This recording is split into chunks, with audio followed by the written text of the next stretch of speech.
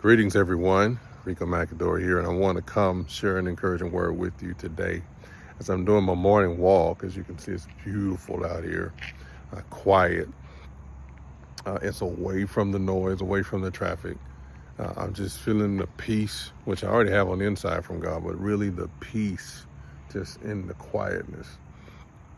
Like the trees, I didn't notice, but someone else was walking on the same path, and what they said was the trees serve as a buffer, or like a buffer to move the noise away from all the traffic on the main highway to back here to where it's really quiet, and you hear the birds singing, see the sun cracking out right there through the trees, right? Very amazing. And I wanted to come on just for a moment and share an encouraging word with you. Yesterday was definitely traumatic with the passing of Charlie Kirk. Whether you agree with him or not,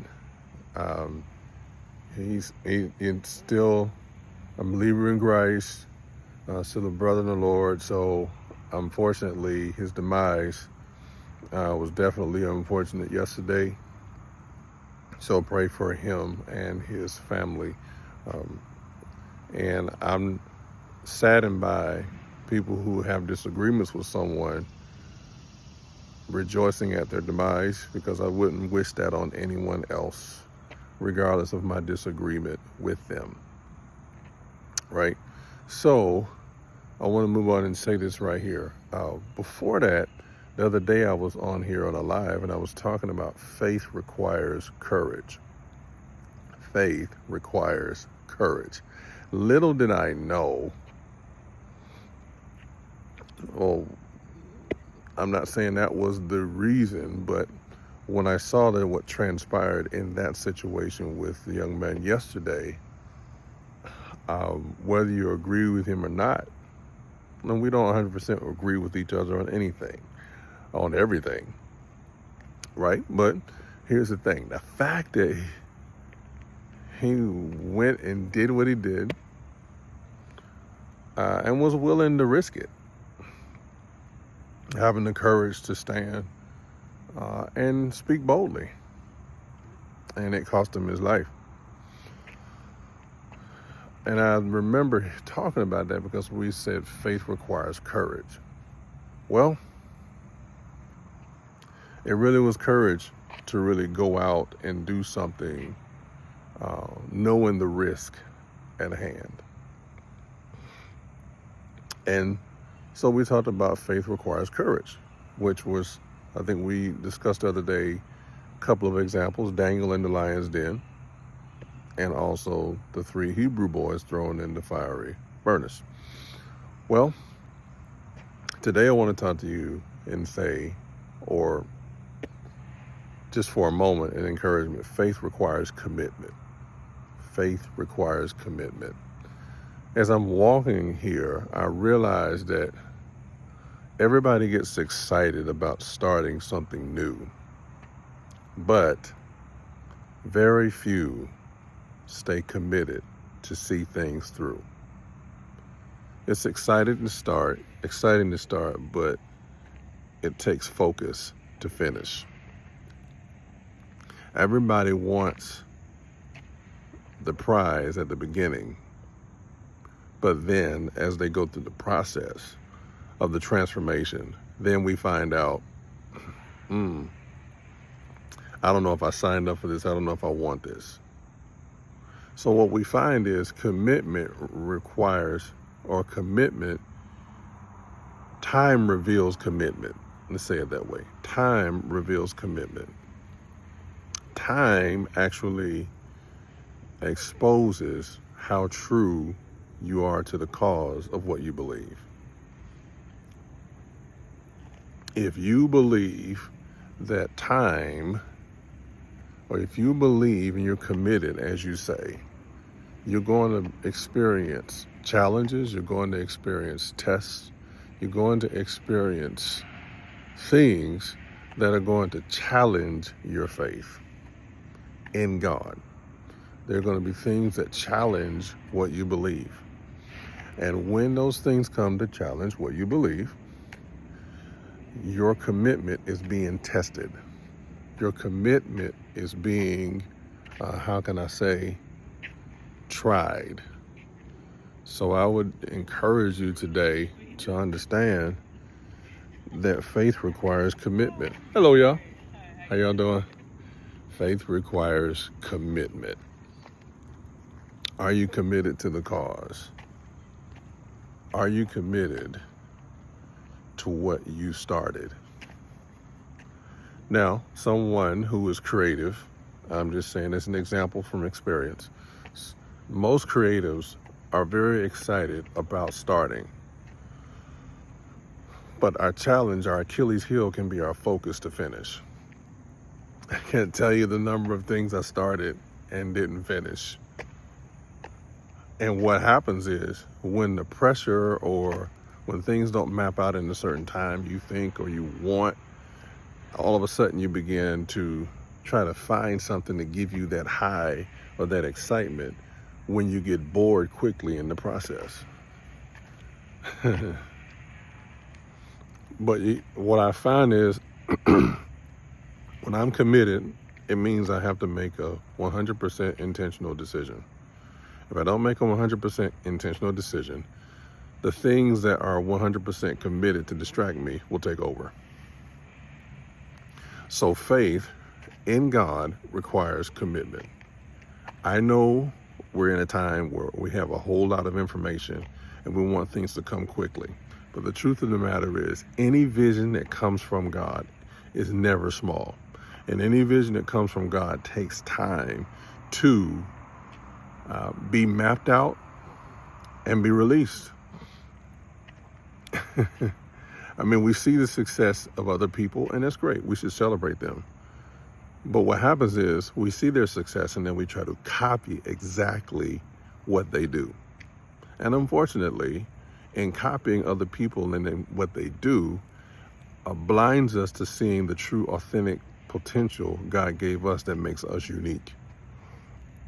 So we actually have more faith in someone else's ability and someone else's gift that God gave, more so than the unique ability and gift He gave us.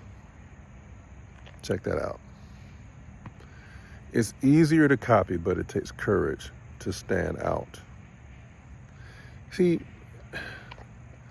what we find is, and I was sharing this in a mastermind group yesterday, and I'll share it with you right now, is that we want the fruit, but we don't want the seed to release the fruit we already have.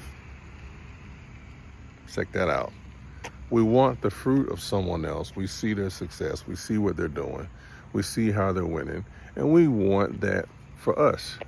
And so what we end up doing, and I see it in ministry all the time. I see it in even in other business opportunities where people see someone else's success on the external, on the surface, but they're blind to the success of that person or what they did in the dark.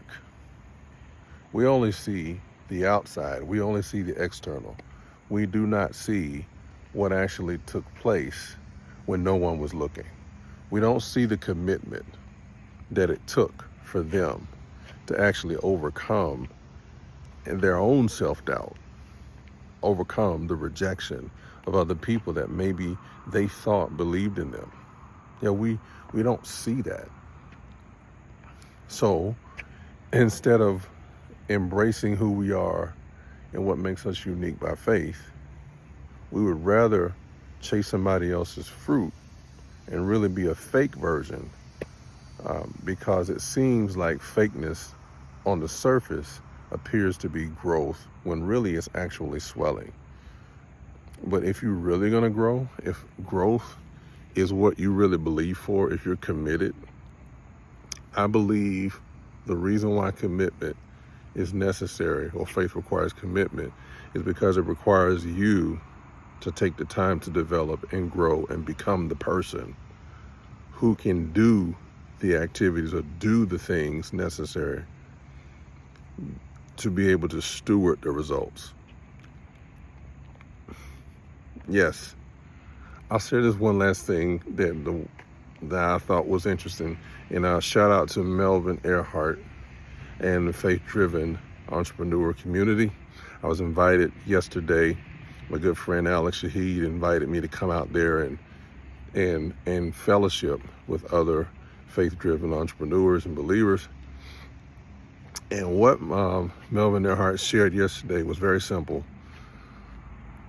And what he was saying is, most times we want success in business, or we want to make these investments, but what we miss is the greatest investment, best investment we can make is in ourselves, in the expansion of our thinking, our mindset, to become the person. And so the world system says, do so you can have, then be. Do, have, be. That's the world's framework. But God's framework for you, in terms of identity and who you are, is be, do, have. Be, do, have. Become the person first. That's what most times takes the biggest challenge, or the biggest issue that we have, is becoming the person. Then if you become the person, then you're authorized to do from that identity of who you become, so you can have the results. I'll give you an example here, and I'll let this alone. I'm looking at this tree right here, right? So as I'm looking at a tree, and let's see if I can do this correctly. Yeah, right here.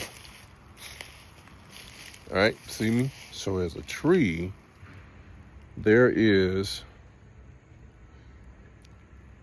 what we see is the trunk, right? So we see that trunk. And then above, we see up top is the branches. It's the pine tree. But what we don't see is underneath the ground, which is the roots. That's the why. That's what's in other words, what's underneath the ground, what we can't see, is affecting what we see above the ground. So in other words, this right here, this particular branch, what's underneath the ground, is the be. This trunk right here is the do, the doing part, what we see, right? But then the doing leads to the fruit, which is, you see the pine, you see the leaves, the branches. That's the same way it is with us. What we're trying to do is we're trying to change the fruit. We see what commitment does. It forces us to really transform at the root, more so than settle with the fruit. So I'm encouraging you today to realize that faith requires commitment.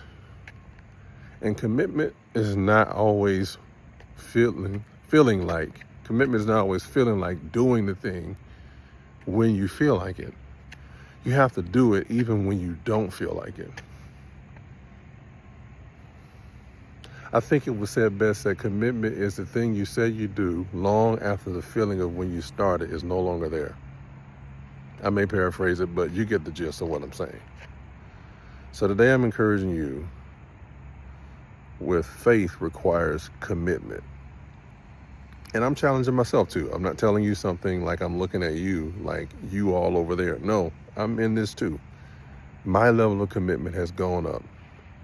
My level of commitment to the vision God gave me has gone up. My level of commitment to coming on here and posting at least once or twice a week. This is my second video this week. So not only does faith require commitment, but in that commitment, it requires discipline. It requires consistency, showing up, right? So I'm committed to do this. I'm committed to come on twice a week here. And out of those twice a week, share the video across the different platforms, right? To stay consistent. Because I'm committed. I'm committed to the cause of helping faith-based coaches, consultants, and experts 3x their kingdom business revenue without compromising their faith in God or copying marketplace trends. And we do that through our 6I leadership framework. I'm committed to this. I'm committed to coming on here and providing value to you to help you. I'm not coming on here to take from you. I'm coming on here to be a blessing from you. And if you feel led to give, great. But I'm not coming twisting your arm, manipulating you to do something for me without me being a blessing to give to you. So I'm Ricco McAdory, and I hope this really helped you today.